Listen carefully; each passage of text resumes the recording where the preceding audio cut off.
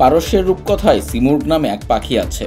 তার পালক রূপার মতো জ্বলজ্বলে, চোখে আকাশের ভাষা। তার ডানায় পৃথিবীর যতটুকু দুঃখ সব এক নিমেষে লাঘব হয়ে যায়। যে শিশু কাঁদে, যে মা ভয়ে কাঁপে, যে ঘর গৃহহীন, তাদের সন্ধ্যাবেলায় সিমুর্গ তুলে নেয় তার বিশাল ডানায়। সে উড়ে চলে শান্তির দেশে। যুদ্ধ যেখানে নেই, মৃত্যু নেই, প্রতিশোধ নেই। 13 জুন শুক্রবার পারস্যের রাজধানী তেহরানে শিশু পার্সাকে হয়তো সেই গল্পই বলছিলেন তার মা। কিন্তু সে রাতে আর সিমুর্গ আসেনি। রাত 3:23 ইরানের বুক জুড়ে নেমে এসেছিল আগুনের গোলা। আকাশ জুড়ে ইসরায়েলি ড্রোন, মিসাইল আর ফাইটার জেট।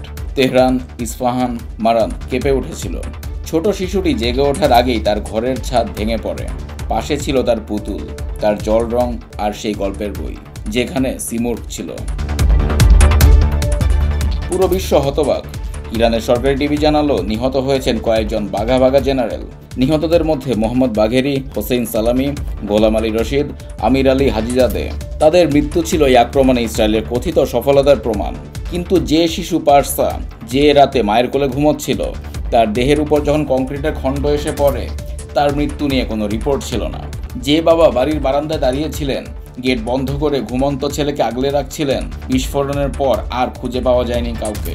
এসব মৃত্যুর সংখ্যা সরকারি হিসাবের বাইরে রয়ে যায়। ইসরায়েলি শাসকরাও কেউ এসব মৃত্যুকে তাদের সফলতার গল্প বলে প্রচার করেনি। তারা থেকে যায় আড়ালে, হিসেবের বাইরে।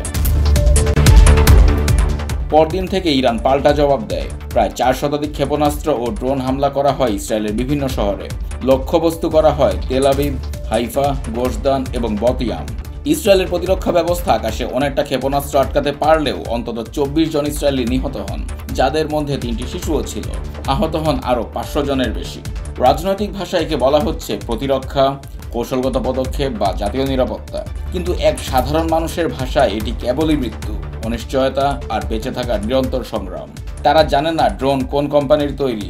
তারা শুধু জানে জীবনে নিরাপত্তা নেই, থাকার বাড়ি নেই, খাবার নেই, শান্তি, ঘুম নেই। শুধু তেহরান শহরেই ধ্বংস হয়েছে শতাধিক আবাসিক ভবন। অনেক এলাকার বিদ্যুৎ ও পানি সংযোগ বিচ্ছিন্ন। অনেক হাসপাতালে রোগী উপচে পড়ছে। দেখা দিয়েছে সরঞ্জাম ও ওষুধের সংকট। কোথাও কোথাও চিকিৎসা চলছে টর্চের আলোয়। ধ্বংসযজ্ঞের পর দেখা দেয় বাস্তুচ্যুত মানুষের যাত্রা। তেহরান, ইস্পাহান ও আশপাশের শহরগুলো থেকে লক্ষাধিক মানুষ চলে যাচ্ছে উত্তরাঞ্চলের দিকে, গিলান, মাজান্দারান কিংবা আলবোরস পর্বতের নিচে ছোট ছোট গ্রামে। কেউ যাচ্ছেন ট্রাকে, কেউ পায়ে হেঁটে, কেউ বা শিশুদের কোলে নিয়ে শীতল নদীর ধার ঘেঁষে এক আশ্রয়হীন নিরাপত্তার খোঁজে। সংবাদ সংস্থাগুলোর হিসেবে শুধু তেহরান অঞ্চলেই 1 লাখের বেশি মানুষ ঘরবাড়ি ছেড়েছে গত 4 দিনে।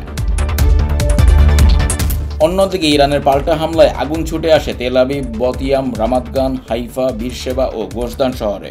বীরশেবার সরকা হাসপাতালে আঘাত লাগে, গার্ড হাউসের দেয়াল ফাটে, নতুন রোগীদের ভর্তি বন্ধ করে দেওয়া হয়। এইসব শহরের শিশুরাও এখন সাইরেনের শব্দেই ছুটে যায় বাংকারে, সাবওয়ে শেল্টারে।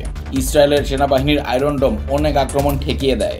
তবু ঠিক মানুষই কেবল জানে, আকাশে এখন বিশ্বাস করার মতো কিছু নেই। ইসরায়েলির আতঙ্কে, ইরানিরা অস্থিরতায়। শুধু একটি কথা এখনো থেমে যায়নি, মানুষ যুদ্ধ চায় না, মানুষ বাঁচতে চায়। তেহরানের পার্সা হয়তো একটি চিঠি লিখেছিল, আমরা আর সিমুর্গ চাই না। আমরা চাই যেন রাতে ঘুম ভাঙে না আগুনে। চাই সকালটা যেন ড্রোন নয়, মিসাইল নয়, মৃত্যুও নয়, শুধু যেন পাখির ডাক নিয়ে আসে। তেহরানের পার্সার চিঠি হয়তো পৌঁছায় না হাইফার মিরির কাছে, তবুও দুজনেই জানে ওরা যুদ্ধ চায়নি। ওরা সূর্যাস্তের সাইরেন শুনতে চায়নি, আগুনের গোলাও দেখতে চায়নি। সূর্যাস্ত ওরা দেখতে চেয়েছিল উড়ে যাচ্ছে ঘুরিয়ে।